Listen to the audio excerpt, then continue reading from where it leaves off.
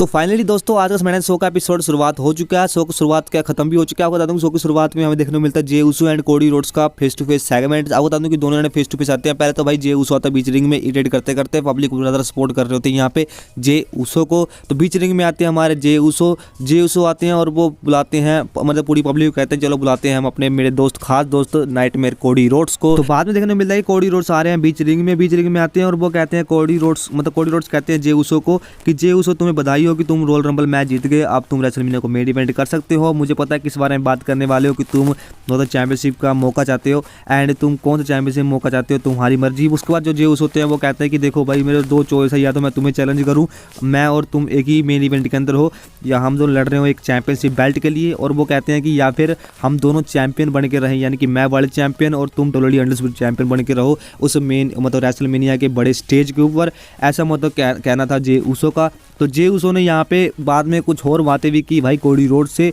और Cody Rhodes ने भी बातें कह दी भाई कि देखो मैंने अपना स्टोरी फिनिश किया लास्ट रेसलमेनिया के अंदर, उसके बाद अब मैं रेसलमेनिया के अंदर अपने चैंपियनशिप बेल्ट को डिफेंड करने वाला हूँ, प्लस रिटेन भी करने की कोशिश करूंगा।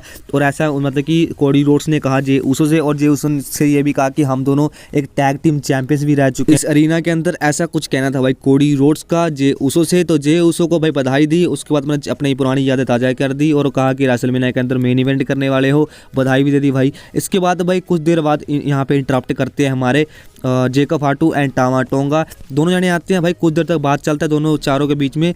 बाद में भाई दोनों टीमों के बीच में रोल देखने को मिलता है, यानी कि जे उसो एंड कोडी रोड्स, दूसरी तरफ Jacob Fatu and Tama tonga, दोनों चारों के बीच में रोल देखने को मिलता है।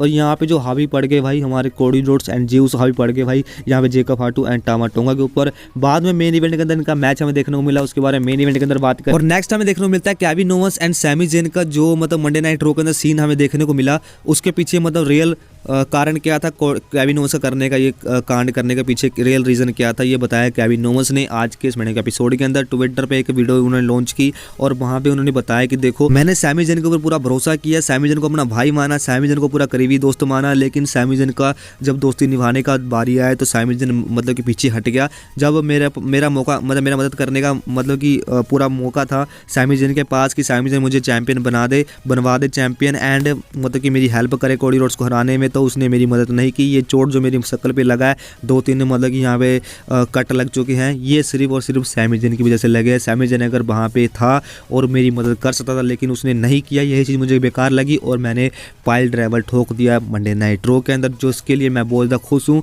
एंड पाइल ड्राइवर लगाने के बाद वो खुश भी थे, प्लस उन्होंने बोला कि भाई रोमन रेंज की मदद करने की बारी आई तो वो 2 मिनट मदद करने के लिए दौड़ा, एंड मेरी मदद करने की बारी आई तो वो बिल्कुल भी आगे नहीं बढ़ा, उसने मेरी बिल्कुल मदद नहीं की चैंपियन बनने में और कोडी रोड्स को हराने में। तो इस चीज़ से मैं बहुत ज़्यादा नाराज़ हूँ और पाइल ड्राइवर ठोक कर मैं बहुत ज़्यादा खुश हूँ, ऐसा कि केविन ओवेंस का कहना था। तो केविन ओवेंस का एंड जो हमारे सैमी ज़ेन का फ्यूड है बहुत ज़्यादा इंटरेस्टिंग भाई चल पड़ा है। और यहाँ पे भाई पूरा तरह स्टार्ट कर दिया केविन ओवेंस ने अपनी फ्यूड को, बस अपना राय पूरे दे दिया कि भाई क्यों उन्होंने पाइल ड्राइवर ठोका सैमी ज़ेन के ऊपर मंडे नाइट रो के अंदर। नेक्स्ट दोस्तों बात करें, नेक्स्ट हमें साइलेंट फ्लेयर देखने को मिलती है। साइलेंट फ्लेयर यानी कि रॉयल रंबल के विनर साइलेंट फ्लेयर स्टिफनी के साथ फेस टू फेस होने के लिए आई थी। वो बीच रिंग में आती है, वो पब्लिक को कहती है कि देखो पब्लिक तुम मुझे पसंद करती हो या मुझे हेट करते हो, मुझे इससे कोई मतलब नहीं, मुझे बस मनी चाहिए और मनी मुझे मिल रहा है, ऐसा कहना साइलेंट फ्लेयर का था। साइलेंट फ्लेयर ने बाद में कहा कि मैं NXT के अंदर गई, मैं मंडे नाइट रो के अंदर गई, सबसे मैंने फेस टू फेस कराई एंड सभी चाहते हैं कि मेरे साथ रेसलमेनिया को मेन इवेंट करे।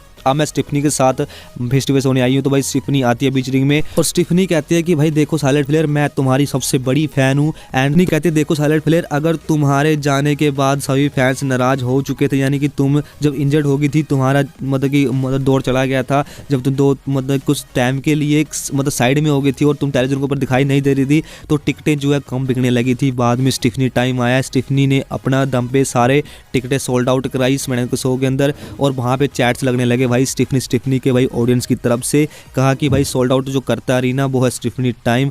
वो कहते कि स्टिफनी सोल्ड आउट कराती है अरीना को। और दूसरी तरफ साइलेंट फ्लेयर का कहना ये था कि तुम भी चाहती हो कि रेसलमेनिया के अंदर तुम्हारे साथ मैच करूँ, तो भाई तुम भी चाहते हो कि तुम्हें बड़ा स्टार बनाऊँ, रिया रिप्ली को चाहिए कि मैं मुझसे बड़ा स्टार बनाऊँ, मतलब कि सार्लोट फ्लेयर जिसके साथ मेन इवेंट करेगी रेसलमेनिया के अंदर जब मैच करेगी उसको मतलब कि ज़्यादा मेन हाईलाइट मिलता है सुपरस्टार को, ऐसा मतलब सार्लोट फ्लेयर का कहना था। बाकी आप जो कमेंट बॉक्स में कि सार्लोट फ्लेयर सही बोल रहे हैं कि गलत बोल रही हैं। तो भाई बाद में स्टीफनी जो होती हैं वो कहते हैं कि देखो तुम जितना मर्जी जोर लगा लो लेकिन स्टीफनी स्टिल चैंपियन बनी रहेगी। और दूसरी तरफ हमने देखा कि भाई सार्लोट फ्लेयर ने कहा कि सार्लोट फ्लेयर कैसे नजर आएगी, 29 वुमेन्स को मैंने हराया रॉयल रंबल के अंदर, फिर जीती, मैं 2 टाइम रॉयल रंबल विनर बन चुकी हूँ, इतिहास मैंने रच दिया है और इस बार मैं रेसलमेनिया के अंदर एक मेन मतलब वर्ल्ड चैंपियनशिप भी जीतूंगी, वुमेन्स वर्ल्ड चैंपियन, एंड तुम सबको दिखा दूंगी जो सार्लोट फ्लेयर है वो किसी से कम नहीं है। दूसरी तरफ भाई सार्लोट फ्लेयर को कह दिया भाई स्टीफनी ने कि भाई स्टीफनी टाइम बना रहेगा रेसलमेनिया के अंदर भी और रेसलमेनिया के बाद भी, यानी कि वो चैंपियन बनकर जाएगी और चैंपियन बनकर निकलेगी रेसलमेनिया से, ऐसा मतलब कहना था स्टीफनी का। भाई मुझे लगता है ये मैच कार्ड बिल्कुल सही रहेगा स्टीफनी बनाम सार्लोट फ्लेयर का। बाद में हमें नाया जैक्स का इंटरफेरेंस देखने को मिलता है, फिर हमें देखने को मिलता है सार्लोट मतलब कि जो कैंडिस रे हैं वो भी आती हैं। भाई आपको बता दूं कि यहाँ पे नाया जैक्स कहते हैं कि भाई स्टीफनी ने मेरे से चैंपियनशिप बेल्ट जो चुरा ली है उसको मैं वापस पाने लगी हूँ, और सार्लोट फ्लेयर कहते हैं कि भाई तुम सार्लोट फ्लेयर बीच में मत आना, तुम बाद में आना जब मैं चैंपियन बन जाऊँगी। उसके बाद जो थे सार्लोट फ्लेयर वो कहते हैं कोई बात नहीं, तुम लोग पहले अपना जो भी चक्कर है वो मतलब सुलझा लो, उसके बाद मैं देखूंगी भाई नेक्स्ट वीक आकर के कौन मतलब कि चैंपियन है, फिर उसको फेस करूंगी, ऐसा मतलब कहना था। बाद में हमें देखने को मिलता है एलेक्सा ब्लिस का थीम प्ले सॉन्ग होता है, तो एलेक्सा ब्लिस एंड कैंडिस रे का मैच हमें देखने को मिलता है। लेकिन एलेक्सा ब्लिस के बारे में एक चीज बता दूं कि मतलब एलेक्सा ब्लिस और कैंडिस रे का जो मैच था वो मतलब कि थोड़ा सा मतलब धीमा मैच चला, मतलब कि मजा नहीं आया देखने में, लेकिन मूव अच्छे खासे यहाँ पे इस्तेमाल किए एलेक्सा ब्लिस एंड कैंडिस रे ने। एलेक्सा ब्लिस ने अपना फिनिशर ठोकर 1 2 3 पिन के मैच के अंदर विक्ट्री कर ली हमारी एलेक्सा ब्लिस ने। एलेक्सा ब्लिस ऑफिशियल तौर पे स्मैकडाउन के शो पे आज स्मैकडाउन के ब्रांड पे आ चुकी है। नेक्स्ट बात करते हैं दोस्तों ड्रू मैकिंटायर की। तो ड्रू मैकिंटायर हमें देखने को मिलते हैं बीच रिंग में और वो कहते हैं कि मैंने मतलब रॉयल रंबल के अंदर जब एलिमिनेशन मेरा हो गया था मैं गुस्से में निकला था उस रॉयल रंबल से। बाद में जब शीशे के सामने मैं खड़ा हुआ घर पे जा करके उसके बाद मैंने फील किया कि भाई मेरी बॉडी तो अच्छी खासी है, मैं एक हीरो से कम नहीं हूँ, मैं तो मतलब और मौका कमा सकता हूँ। बाद में मुझे निक एलिस का फ़ोन आया और निक एलिस ने मुझे कहा कि तुम वर्ल्ड चैंपियन बन सकते हो, तुम एलिमिनेशन चैम्बर के अंदर तुम कम्पीट करो, उसके बाद तुम वर्ल्ड चैंपियन ही बन सकते हो। मतलब कि मोटिवेशन दिया यहाँ पे निक एलिस ने, मतलब ड्रू मैकिंटायर के हिसाब से। ड्रू मैकिंटायर ने कहा कि मंडे नाइट रो के अंदर मुझे जाना भी नहीं है, मंडे नाइट रो के अंदर तो भाई घटिया लोग रहते हैं, एडम पेज जैसे, वो लोग सिर्फ मुझे मतलब बर्बाद करना चाहते हैं, लेकिन मैं स्मैकडाउन के ब्रांड पे आ चुका हूँ फाइनली दोबारा से। एंड उन्होंने कहा कि मैं एलिमिनेशन चैम्बर के अंदर कम्पीट करूंगा और रेसलमेनिया तक जाने का अपना रास्ता बनाऊंगा। बाद में हमें जिमी ऊसो भी देखने को आते हैं बीच रिंग में और वो कहते हैं कि देखो भाई ड्रू मैकिंटायर तुम जितने मर्जी सपने देख लो लेकिन तुम एलिमिनेशन चैम्बर के अंदर नहीं जीत पाओगे, पहले तो भाई क्वालीफाइंग मैच कम्पीट करो, अगर तुम जीतते हो तुम एलिमिनेशन चैम्बर के अंदर तक पहुंच पाओगे। भाई यहाँ पे मैच होने वाला था Jimmy Uso and Drew McIntyre and LA night के बीच में मैच। भाई मैच से पहले हमें देखने को मिलता है कमाल का बेसबाजी। यहाँ पे जिमी ऊसो कहते हैं ड्रू मैकिंटायर कहते हैं जिमी ऊसो तुम्हें भी भाई जे ऊसो की तरह करना चाहिए, ईट इट, और तभी तुम मतलब कि आगे बढ़ पाओगे। तो भाई भाई जिमी ऊसो भी कहते हैं कि देखो भाई ड्रू मैकिंटायर जो मेरा मन करेगा मैं वही करूंगा, जब मेरा मन करेगा तब मैं करूंगा, ईट ऐसे करके। उसके बाद भाई इनके बीच और बातें चल रही रही। बाद में एलए नाइट का थीम प्ले सॉन्ग होता है, भाई इनके बीच में और बेसबाजी हमें देखने को मिलती है। एलए नाइट कहते हैं कि मैं जाऊंगा एलिमिनेशन चैम्बर के अंदर और वर्ल्ड चैंपियनशिप के लिए अपना मौका मतलब कमाऊंगा, ऐसा मतलब कि एलए नाइट का कहना था। बाद में हमें देखने को मिलता है कि भाई तीनों के बीच मैच चल रहा है, triple threat match, qualifying match चल रहा है। Jimmy Uso and LA night and Drew McIntyre का मैच स्टार्ट होता है, काफी अच्छा खासा मैच था और इस मैच के अंदर भाई सभी जने मौका मतलब कमाने की कोशिश कर रहे हैं। ड्रू मैकिंटायर ने एक बार रेफरी का मतलब कि पैर खींच लिया जबकि जिमी ऊसो पिन कर रहे थे एलए नाइट को।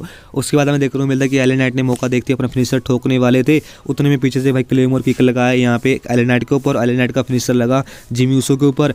एलए नाइट मतलब कि और जिमी ऊसो दोनों मतलब कि स्लो पर गए और उतने में पिन कर दिया भाई हमारे ड्रू मैकिंटायर ने। 1 2 3 पिन हुआ और भाई एलिमिनेशन चैम्बर के लिए हमारे ड्रू मैकिंटायर ने अपना जगह बना लिया है। तो ड्रू मैकिंटायर कंफर्म हो चुके हैं एलिमिनेशन चैम्बर के लिए, तो भाई कंपीट करने वाले एलिमिनेशन चैम्बर के अंदर। नेक्स्ट दोस्तों बात करते हैं मेन इवेंट की। तो मेन इवेंट के अंदर मैच हमें देखने को मिलता है, मेन इवेंट के अंदर मैच हमें देखने को मिला guys Jey Uso and Cody Rhodes versus Jacob Fatu and Tama Tonga के बीच में हमें मैच देखने को मिला। दोनों का भाई चारों का मैच काफी अच्छा था एंड मैच पूरे स्मैकडाउन के शो के अंदर अगर कोई मैच अच्छा था तो भाई यही मैच अच्छा था। भाई मेन इवेंट के अंदर अच्छा खासा मैच था, वो अलग बात अलग है कि भाई यहाँ पे कोडी रोड्स को फेस टू फेस करने आए थे जे ऊसो, लेकिन इनका मैच हमें देखने को मिला। मैच की एंडिंग की बात करते हैं तो गाइस मैच की एंडिंग में होता है जैसे कि जेकब फाटू के ऊपर भाई सुसाइड डाइव लगाते हैं हमारे जे ऊसो, जेकब फाटू को साइड में कर दिया, उतने में टांगा टोंगा बीच में रह गए। तो उतने में भाई हमारे कोडी रोड्स नाइटमेयर ने अपना फिनिशर ठोका 1 2 3 पिन का इस मैच के अंदर विक्ट्री हासिल कर ली। और लास्ट में हमें देखने को मिलता है गाइस सोलो सिकोआ का समोन स्पाइक। तो भाई एलिमिनेशन चैम्बर के लिए मैच इनका देखने को मिल सकता है, फ्यूड WWE कंपनी का कंटिन्यू करने वाली है solo Sikoa and Cody roads का। तो भाई सोलो सिकोआ ने अपना समोन स्पाइक मारा और मैच की एंडिंग की, मतलब कि सेगमेंट की एंडिंग की और इस शो को ख़त्म किया। तो भाई solo Sikoa is back, solo Sikoa return कर लिया आज के स्मैकडाउन के एपिसोड के अंदर। मुझे लग ही रहा था भाई सोलो सिकोआ का कुछ ना कुछ आपको झलक देखने को मिलेगा आज के स्मैकडाउन के एपिसोड के अंदर। वही चीज़ हमें देखने को मिला, रिटर्न देखने को मिला आज के स्मैकडाउन शो के अंदर सोलो सिकोआ का। बाकी WWE कंपनी ने कुछ रिलीज़ की है, वो हमें नेक्स्ट वीडियो के अंदर बात करेंगे।